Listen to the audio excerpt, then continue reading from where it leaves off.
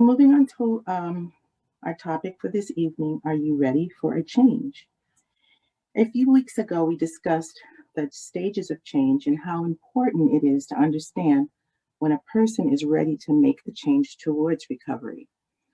For tonight's topic, we want to discuss a person's internal versus external readiness cues for change. Specifically, we want to talk about motivation, determination, and habits. And I will present some ideas surrounding motivation, and our guest speaker, our guest presenter, will talk about his lived experience with a person who had a substance abuse disorder. So, the purpose for tonight is to define motivation, to learn what role motivation plays in recovery from addiction, and to hear about motivation and addiction from a lived experience.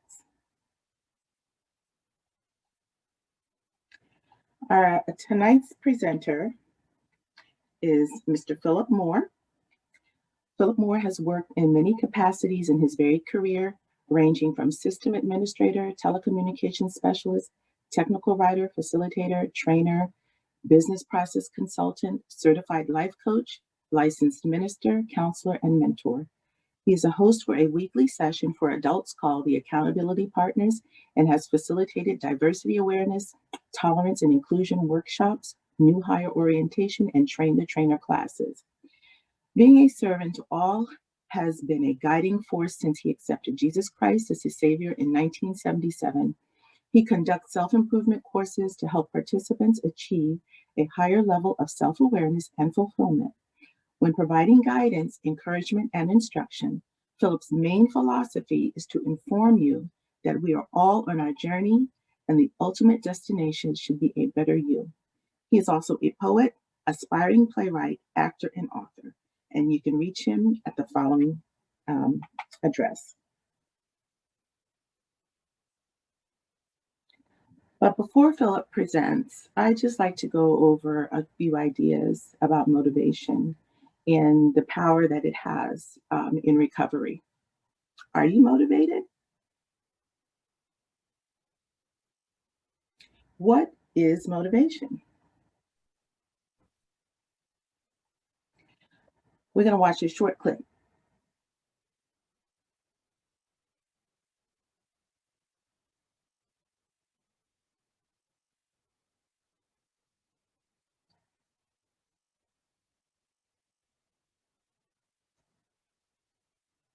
We can't hear.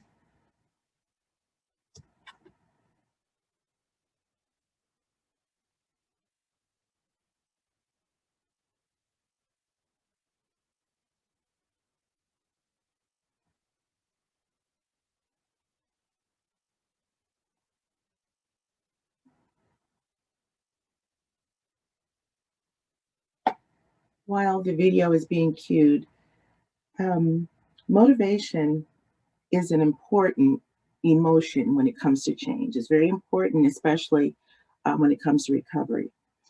Because it's an emotion, it's vulnerable to our feelings, which can come and go. Sometimes, we feel motivated to do something, sometimes we don't.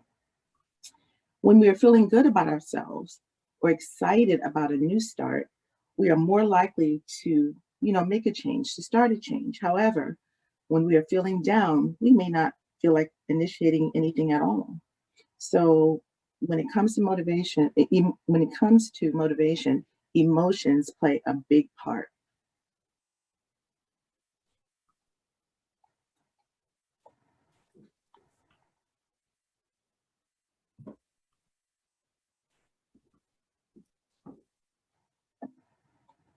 Would anyone like to share an experience they've had about being motivated?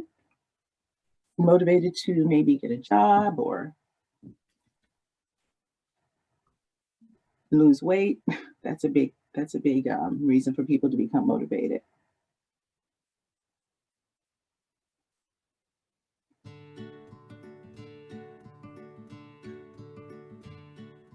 All my friends surfed, and my whole family surfed. It was almost getting back to normal life.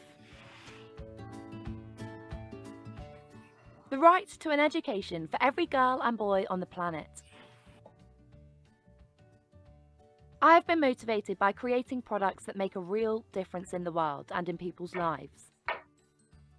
Motivation is the reason behind your want to do something. It is the force that drives an individual to complete a task, or as I like to call it, your why. Your why can be driven by positive factors to achieve a goal, or by negative factors to avoid something.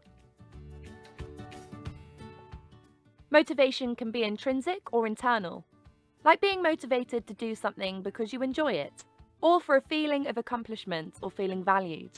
It can also be extrinsic or external, like a payment or reward.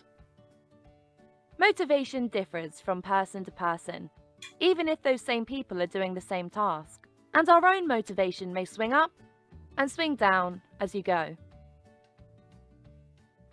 As Zig Ziglar says, of course motivation is not permanent, but then neither is bathing, but it is something you should do on a regular basis. Reminding yourself of your why will help your motivation swing back up. As demotivated as you might feel, anyone can become motivated. For whatever challenge you face, to find motivation, spend time defining your why. This might be obvious, or it might take a bit of thinking. Once your reason for doing something has been defined, it's much easier to focus on achieving it and bounce back from challenges that might squash your motivation along the way. Motivation is one of the big 5 mindset skills featured in the Make Your Mind Up app. We explore different types of motivation and build a growth mindset with tools like vision boarding, effective goal setting, and sports psychology. With a focus on building positive mindset and mental strength through motivation and other essential mindset skills, we can get the most out of our time as students and better prepare us for life beyond the classroom, so we can optimize life. So head to makeyourmindup.co.uk to sign up for free and download our app. Hit subscribe if you haven't already, and let me know in the comments below what you're trying to get motivated to do.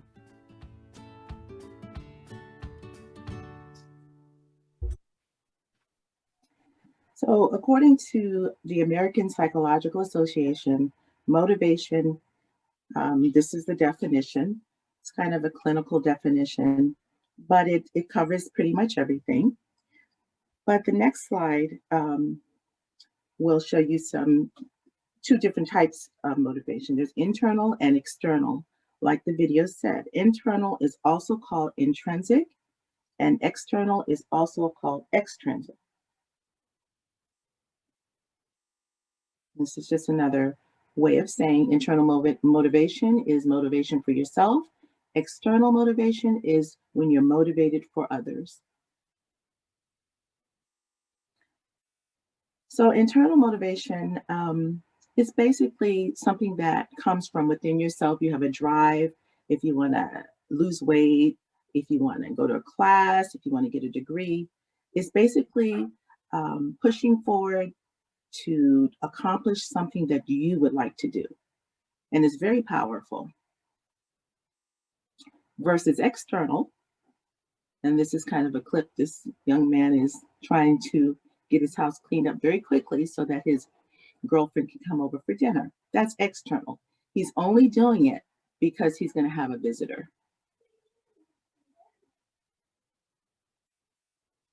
So here are some examples of internal versus external motivation when it comes to addiction.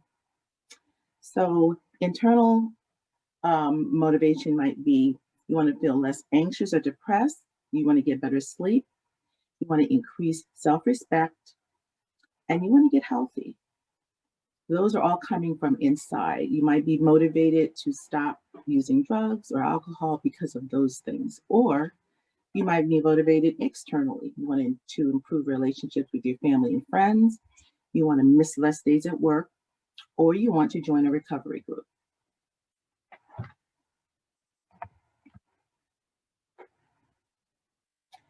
So sometimes people confuse motivation with drive, doing something even if you don't feel like it, or habit maybe, doing something for so long over and over until it becomes a part of you, or determination. doing something until you receive the desired result. Motivation is very different from those three things: drive, habit, and determination. So, motivation is more like a spark.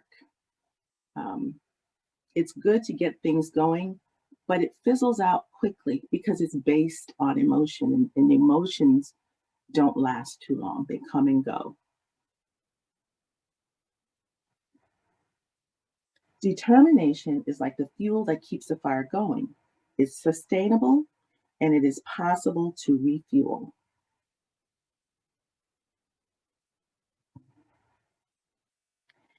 And motivation in recovery is not as powerful as determination. But when we can focus on multiple things that motivate us, we are more likely to develop intrinsic drives, which can lead to um, goals, helping us reach our goals.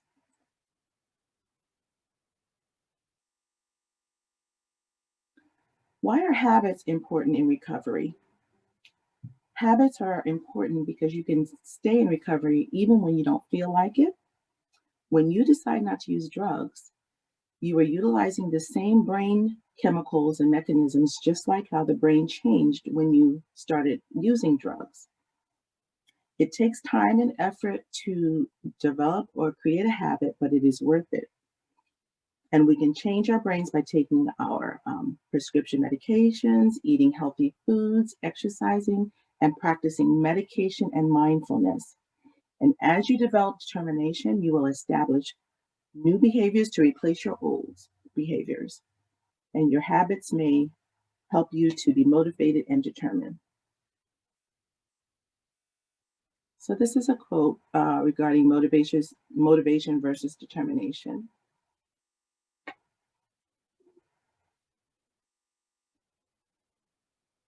Next slide, please. Another quote.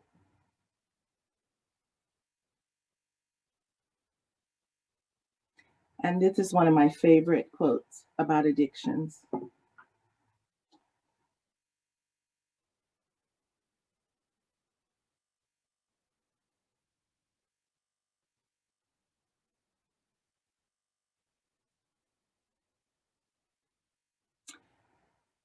So now we will have Philip Moore, who will give us his lived experience. Philip, are you on the line? Philip?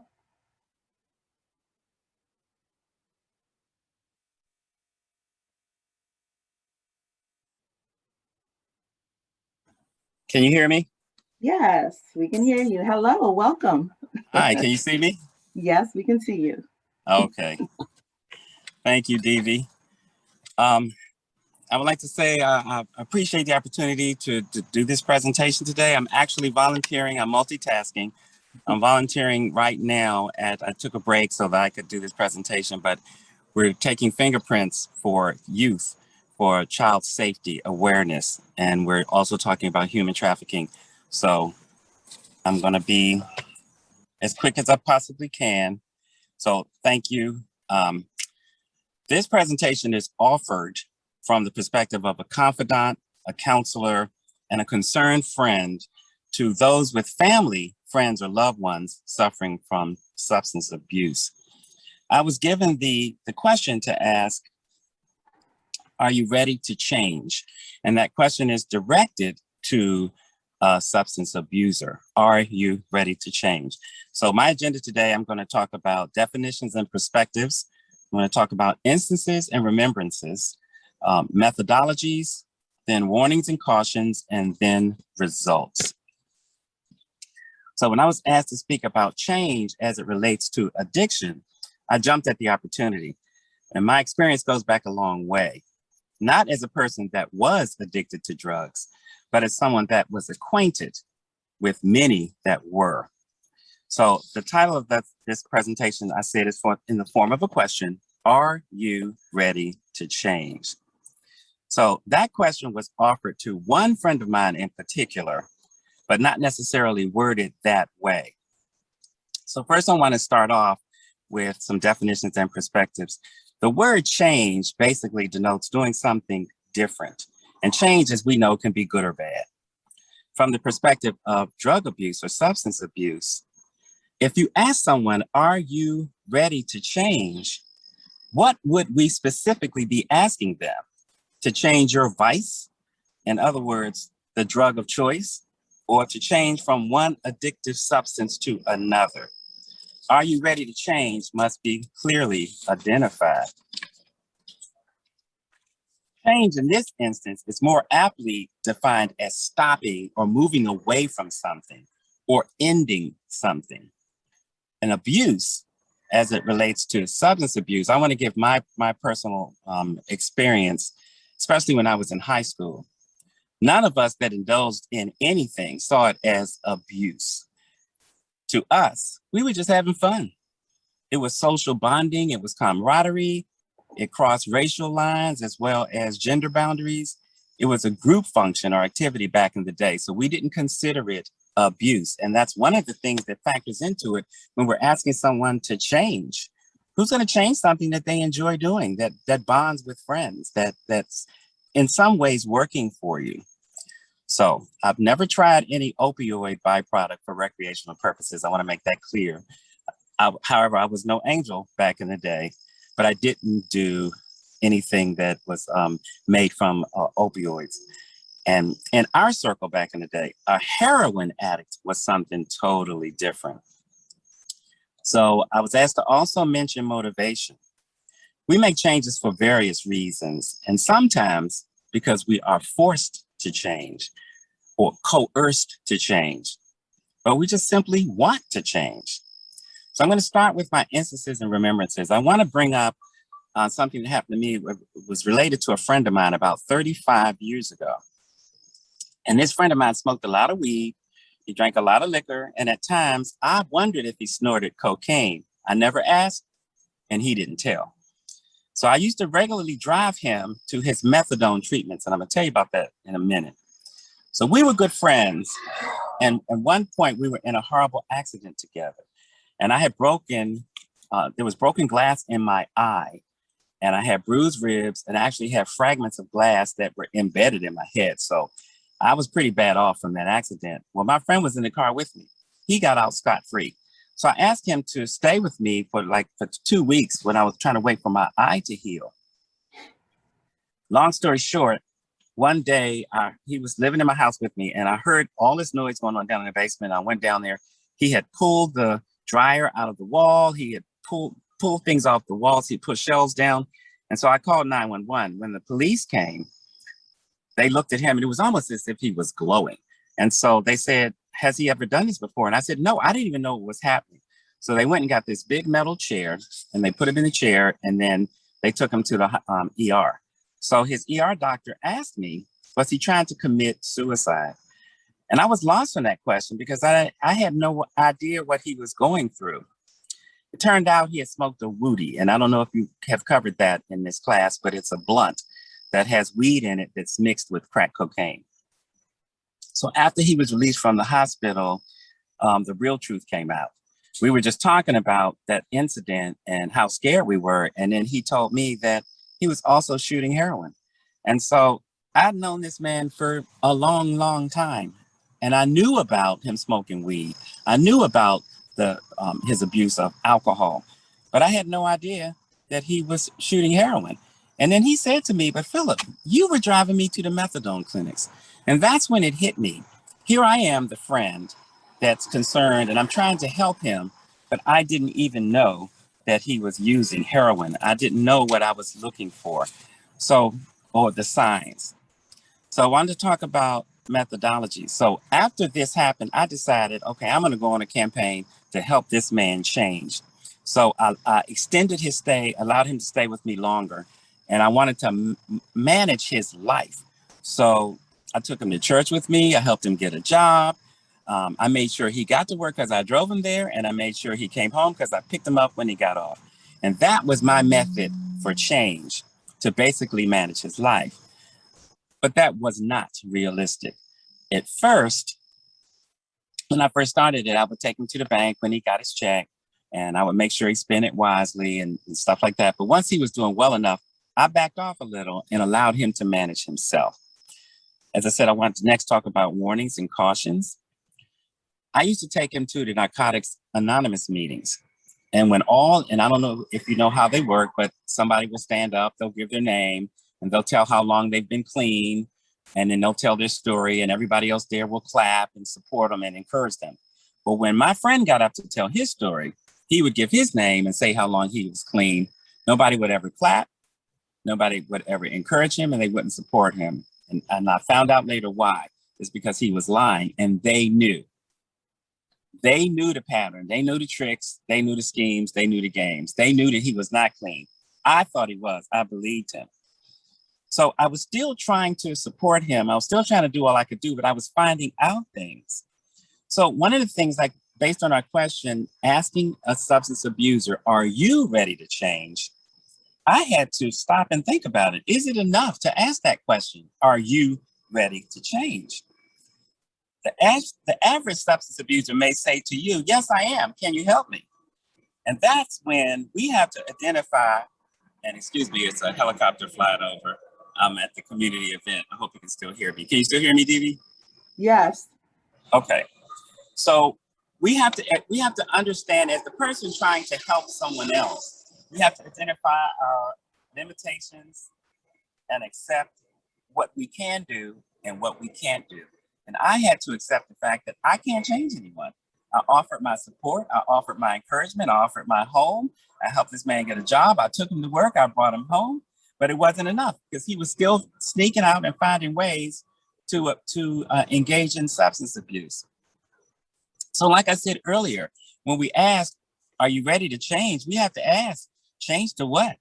What are you changing? We have to take a reality check. So I looked at myself and I said, one of the reasons why I wasn't more effective in my attempt to change him is I wasn't totally aware of the behavioral traits of a substance abuser, specifically a heroin addict. I didn't know what to look for. And so then I started remembering back when he used to go, I remember he would go to the men's room and he would come back and he looked refreshed. And we used to say freshened up. It never would have crossed my mind that that's what was happening. He used to carry a little satchel, I don't know what you call it. And I thought he just had his wallet and his keys and stuff in there. He actually had the heroin paraphernalia with him and had been carrying it with him for years. I just never knew. So I asked myself, how did I not know? And I still ask myself that. So in order to be supportive, a supportive friend, someone that's looking to help a person change, you need to know the signs.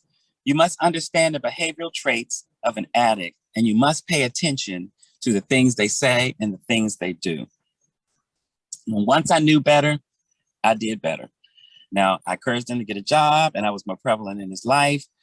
But one thing that I wasn't doing was I didn't turn him over to the professionals. And that's what I should have done in the very beginning. I should have taken him to get professional help from those people that know how to handle someone in this situation. I thought what I was doing was enough, but it was a lesson learned for me.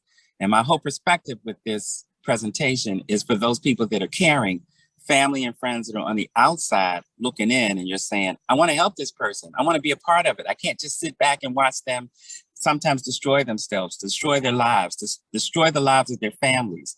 I wanted to be an active friend that was actually getting good results, but I'm limited. I could have done more if I had known more. I know more now, but his addiction and the causes of it, he's no longer with us. But I did care. Caring is wonderful, and we want you to care, and we want you to be concerned, and we want you to dive in and roll up your sleeves. But I definitely encourage you to seek professional help and get guidance from those that know what to look for and how to handle it so that we can see an effective change in their lives, and it'll actually help us because we can take that experience, and if we have to, help someone else in the same situation. Again, I thank you. I know I was rushed, but I just wanted to know if anyone has any questions.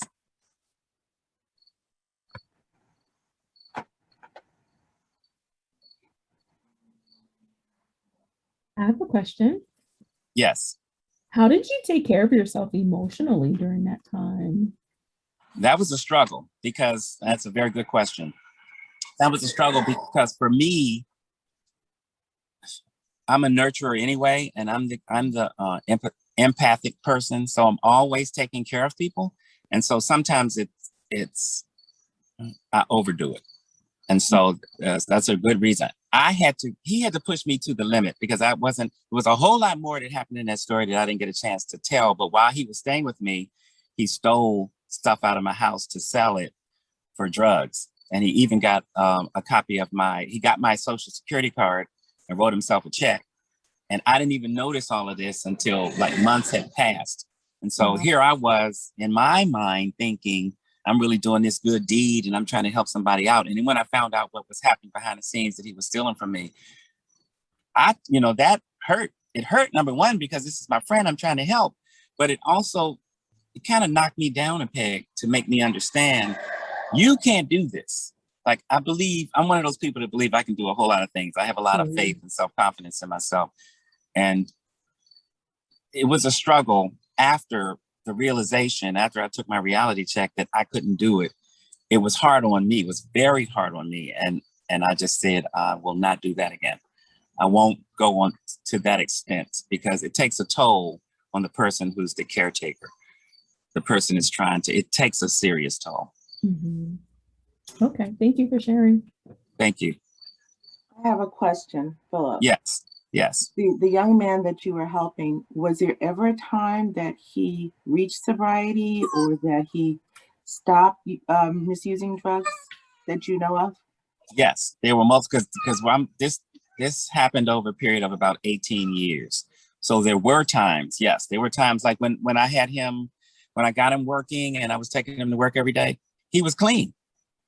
It was only when I felt like he was good and then I could back off a little bit, that's when it started back over again. He used to sing with a gospel group in DC. And when he was extremely talented, extremely talented singer, very smart, a good person. And he was one of those ones also that helped me to understand that people will see a drug addict as a bad person. They'll see them as they'll see him in a negative light. And really it's a person who's overwhelmed by this addiction. They're overwhelmed by this impulsive behavior to abuse these substances. And it doesn't mean they're a bad person, but it's still hard to deal with them. And it's hard to categorize that when this same person is stealing from you. That was hard. So in between, there were some good times. And I think that's what kept me going, because I did see some results from time to time. But if the person doesn't make up their mind that they want to change, me wanting it for him and wishing it for him is just not enough. Thank you. I have a question. Yes. So, is there any paperwork you have to go through that will enable you to handle such an individual that is opioid addict, like the one you were handling, to help him out? Is there a way? Yeah, is there any paperwork for you to do that will allow you to handle such individual with opioid addict? Or you just jump to the person and you'll be helping him, or you have to go through any paperwork? Well, actually, like I had said in the beginning, I was taking him to the methadone clinic, but I didn't know he was addicted to heroin. So I think I would have approached it a lot differently if I had known back then. I was taking him to the methadone clinic, and in my mind, I thought methadone would just get you off of weed or stop you from snorting coke or whatever. I had no idea. So that's why I'm saying I have to take accountability too, because I wasn't knowledgeable of how to handle someone like that. And I know that there are I have another situation because I'm an empath. I'm taking care of people. My brother is staying with me and he's mentally ill. And so I sat down with a psychiatrist, and they told me what to look for, what behavioral traits to expect, and how I should react to it. So that coaching from that psychiatrist on how to handle someone with a condition was solid gold. And so I would say the same thing. For example, if there's someone that you know or someone that you're concerned with family member or whatever, seek the guidance on how, as a caretaker, what you need to do and how you can protect yourself. Like the other young lady asked me, how did I protect myself? I wish I knew more. I mean, I learned it on the job training. I wish I had known to sit down with a professional who could tell me, okay, I have a friend and I'm trying to help. How can I best support them? To get that information is very, very powerful, very useful, and it's definitely necessary. Thank you very much. You're welcome. Can I add something? Yes. I was going to say that I know that for alcohol, there's Al-Anon. Al-Anon is for people who are connected with people who have an alcohol abuse or who are alcoholics. So I'm pretty sure that there's probably some similar support group for those who are addicted to actual drugs and opiates and so forth. But I think educating yourself is definitely huge. Learning to set necessary boundaries and so forth. So there's definitely a lot of support out there. And that was huge what you said about setting boundaries, because there's a whole lot I could say. I didn't want to take up the whole time. But there's a whole lot I could say about setting boundaries to protect yourself, and also in answering that question, because I wasn't setting boundaries. I was going above and beyond, doing whatever I could to help my friend. And you know, when I look back and say, okay, his ultimate demise was because of the drugs, and I did all I could, and that still wasn't enough. And that's why I had to learn to accept the fact that I have to educate myself, but I also have to point people in the direction of the professionals. Now, even though I was taken into the methadone clinic, that wasn't even enough at that time, because he had not made up his mind. He was going to the clinic, but he hadn't really made up his mind that he wanted to stop. And that's critical, because we're asking, like my question was, are you ready to change? And they have to say yes, otherwise we can be spinning our wheels. Absolutely. Thank you. You're welcome. Any other questions, comments?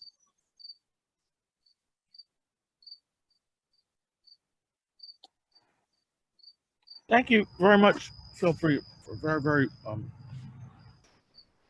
Thank you. patient, and just for your compassion and empathy. I'm wondering, I saw you're an author. Are you what are you currently working on, any books related to this experiences, or? No, not related to that experience. Not the one that I'm doing now, but I did write one during the pandemic that it's not just necessarily dealing with opioid addiction, but it's dealing with someone with an alcoholic who doesn't ever use that word, or even it's not even in their vocabulary. And it's kind of driven by what I was saying earlier about myself. When I was in high school, we smoked a lot of weed, and almost every day. But weed weren't, in our minds, we weren't drug abusers. We weren't abusing it. We were just, it was like sitting down with friends and having a glass of wine. So a lot of this, one of the concerns with helping people get out of it is to get on the same page with the terms you're using. Because you could call someone an abused, a substance abuser, but they don't consider themselves that. So if you try to get them using that terminology to get them off of it, you're not on the same page. Yeah. So it's a delicate balance to get on the same page, have the same definitions, and have a clear goal and a path of what it is you're even trying to accomplish. Yeah. One of the things we've been talking about as a team is just, you know, we focus on the opioids, but it's an addiction. And yes, I believe everybody has some addiction. Yes. And sometimes we categorize them, and we kind of get an air of superiority because, oh, we're not on this or we're not doing that. But, you know, we can all take heed from, you know, God's word, and say, look, you know, but for the grace of God, it's us. And how do we minister and pray? And even how can we learn from their addictions to help deal with ours? Because I know in the church, especially, one of the biggest vices, as I call it, is overeating. And you have people who are pacifying themselves by eating, which is no Yeah. different than someone pacifying themselves abusing us or using a substance to a greater degree. So they're all together, and we really have to get past the categorization and the demonization of this, but not that. Right. You know, we really shouldn't be demonizing any of them. It's an addiction, and these people need help. Yes. And it's a definite need, and what you guys are doing is great. This is excellent, and I really thank you for the opportunity to speak on this because it's huge. It's really huge. It's been great having you. Thank you. Thank you.